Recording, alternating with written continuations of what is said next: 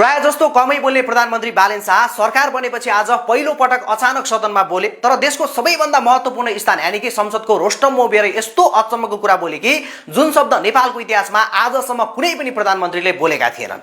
भारतले नेपालको सीमाना र भूभागहरू मिच्दै आइरहेको कुरा त हामी सबैलाई थाहा थियो, तर आज 3 करोड नेपालीसँगै सारा विश्वलाई अनि स्वयं भारतलाई समेत थाहा नभएको कुरा नेपालको प्रधानमन्त्रीले रोस्टममा उभिएर बोलेका छन्। प्रधानमन्त्री बालेनले आज बोलेको कुरा हामीले भन्दा धेरैलाई विश्वास नलाग्न सक्छ, त्यसैले एक पटक उनकै मुखबाट यो सुनौ। र लिपुलेक लिम्पियाधुराको बारेमा उहाँले सोध्नुभयो, अघि पनि भनिसके, यो चाहिँ डिप्लोमेटिक रूपमा टेबल टक। तपाईँहरूलाई एउटा कुरा अचम्म लाग्छ होला, मैले पनि अस्ति प्रधानमन्त्री भएपछि नै थाहा पाएँ, भारतले नेपालको जग्गा मात्र होइन, नेपालले पनि भारतको जग्गा धेरै ठाउँमा मिचेको रहेछ।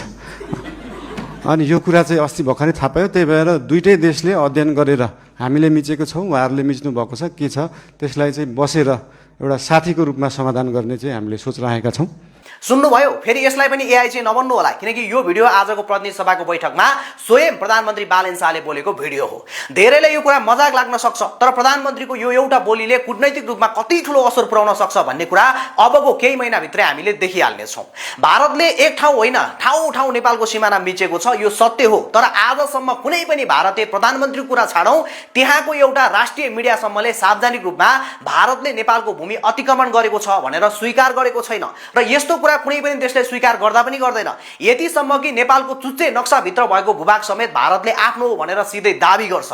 यस्तो बेलामा हाम्रो देशको प्रधानमन्त्री जस्तो व्यक्तिले त्यही पनि सदनको रोस्टममा उभिएर मेरो देशले भारतको जग्गा मिचेको छ भनेर भन्नु भनेको कतिसम्मको गैर जिम्मेवारपूर्ण कुरा हो, आफै सोच्नु होला। अब देशको प्रधानमन्त्रीले यस्तो भनेपछि भारतको हेपाइ झन् कति गुणाले बढ्छ होला, त्यो पनि सोच्नु होला।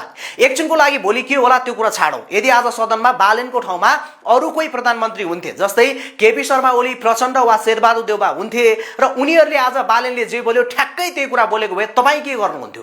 मलाई बडो दुःख चाहिँ कहाँनिर लाग्यो भने प्रधानमन्त्रीले रोस्टमबाट यस्तो गैर जिम्मेवारपूर्ण कुरा बोल्दै गर्दाखेरि पछाडि रहेका अन्य कति सांसदहरू खित्का छाडेर हाँसे अनि कतिले त अझ टेबल ठोक्नसम्म भए। यो फेरि एकपटक सुन्नुहोस्। ल, एउटा कुरा अचम्म लाग्छ होला, मैले पनि अस्ति प्रधानमन्त्री भएपछि नै थाहा पाएँ, भारतले नेपालको जग्गा मात्र होइन, नेपालले पनि भारतको जग्गा धेरै ठाउँमा मिचेको रहेछ। अब यस्ता सांसदहरूबाट यो देशको विकास हुन्छ भनेर कसरी पत्याउने? यो त भोलि देश नै बेच्नुपर्छ भन्दा पनि यसरी नै टेबल नठोक्ला भनेर कसरी विश्वास गर्ने? जे कुराको पनि एउटा हद हुन्छ। म सम्पूर्ण सांसदहरूलाई भन्न चाहन्छु, तिमीहरूलाई हामी जनताको करबाट तलब र भत्ता खुवाएर सदनमा कसैको हनुमान बन्न पठाएको होइनौ। आफ्नो नेताले जे भने पनि हुन्छ हुन्छ भनेर टेबल ठोक्न पठाएको पनि होइनौ। हुन त आफ्नो नेताको गु पनि मिठो लाग्ने अन्धभक्तहरूलाई यो कुरा सामान्य लाग्यो होला, तर एउटा साँचो नेपालीको लागि भने प्रधानमन्त्री बालेनले आज बोलेको यो कुरा पिट्टिकै सही छैन। त्यसैले बालेनको यो बोली संसदको रेकर्डबाट हटाइनुपर्छ। बालेनले यो विषयमा सार्वजनिक रूपमा माफी माग्नै पर्छ। यही बीच एउटा अर्को कुरा पनि भनिहालौँ। अबको केही घण्टाभित्र सामाजिक सञ्जालतिर एउटा कमेन्ट भाइरल हुन थाल्छ, जहाँ अन्धभक्तहरूले आफ्नो नेताको बचाउ गर्न हो नेपालले भारतको जग्गा मिचेकै रहेछ भनेर प्रमाणित गर्नतिर लाग्छ। हेर्दै जानु होला, किनकि हामीले एकपटक होइन पटक पटक भन्दै आइरहेका छौँ कि नेपालमा केही थान जनता यस्ता छन्, तिनीहरूको लागि यो देशभन्दा ठुलो आफ्नो नेता हुन्छ।